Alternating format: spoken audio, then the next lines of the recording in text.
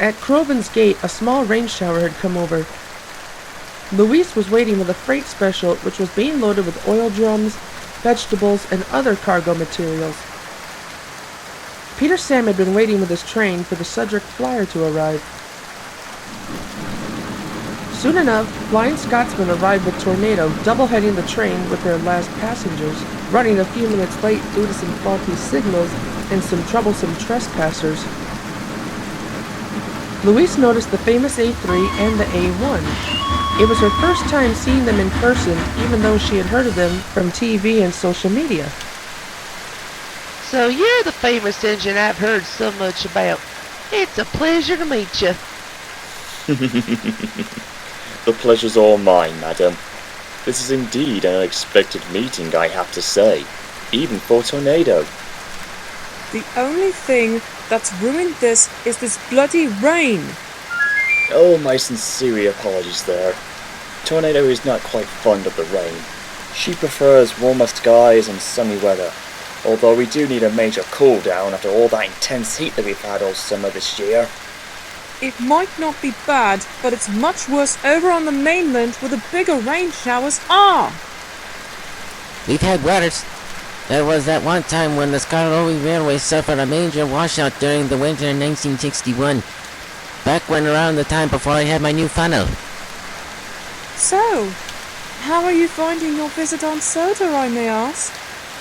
It's been great. We'll tell the others back in the States when we get home.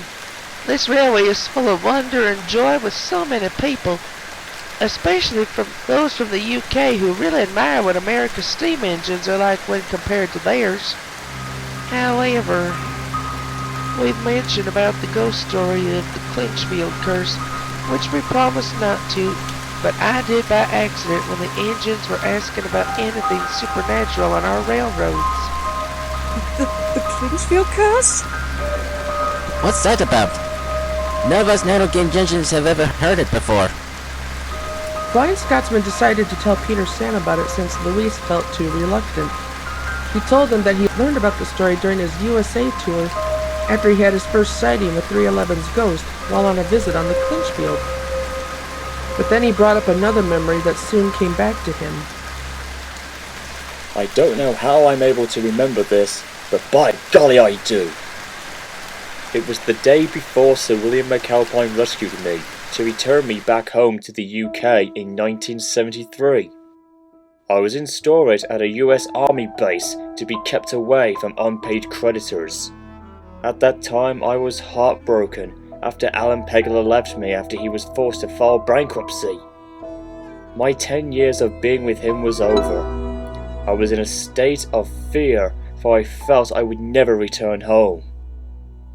While I was there, alone and mostly upset, I heard 311's whistle. And before I knew it, she was right there in front of me. At that point I just wanted it to be over and meet my end this way, rather than remaining in America or being broken up for scrap. But 311 didn't do so, refusing to claim me as a victim, still seeing I was not a threat. She got closer to me, her buffers almost touching mine. She told me that I must leave and never return to America, and if I was, which is not likely to now, she would not resist in taking me.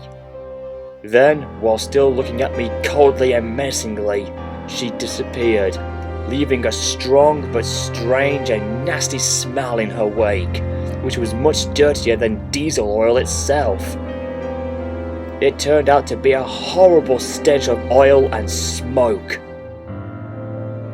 The following day, I left and headed for Oakland, where I would make my triumphant return to the UK.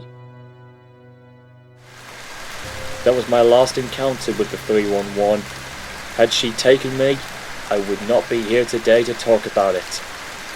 As I said to Emily and James yesterday, I never told anyone about it until just recently. And I still deeply regret it that I didn't tell Alan Pegler, Sir William McAlpine, or Dr. Tony Marsington about it. Even now, to this very day, it still haunts me that I can still smell that dreadful stench 311 left behind. Y'all were very lucky, Scotsman. At least you didn't end up like Clinchfield 3613. Clinchfield who? Who's 3613?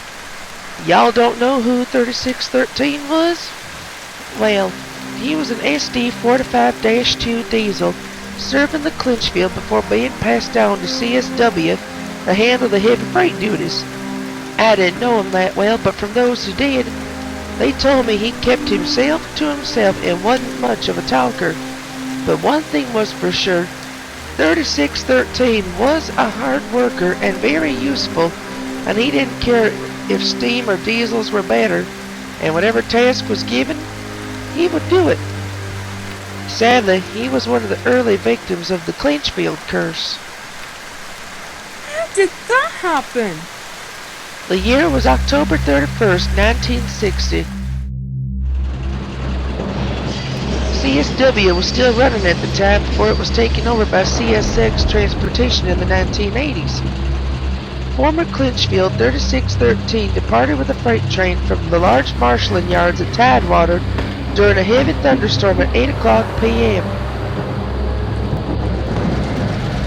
The conditions that night were similar to that of when 311 made her fatal run 3 years before, but unlike that night, no flash floods occurred.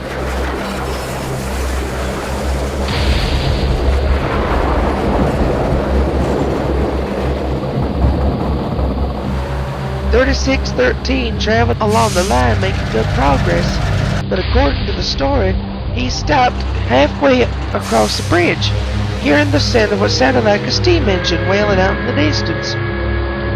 His crew could hear it too. Then the engine appeared before them, and their worst fears were realized. It was the ghost of Clinchfield 311. Overwhelmed by fear, 3613 got caught in her grasp and suddenly vanished with no trace of his or his crew's existence. Michael, one of the Challenger-class engines from the Union Pacific, went out to search for him. When he got to the last known position of 3613, nothing was there. But what was there was an awful stench of oil and smoke, and then he left to report the situation. 311's ghost had appeared. Get out of here. Leave before I send you to hell.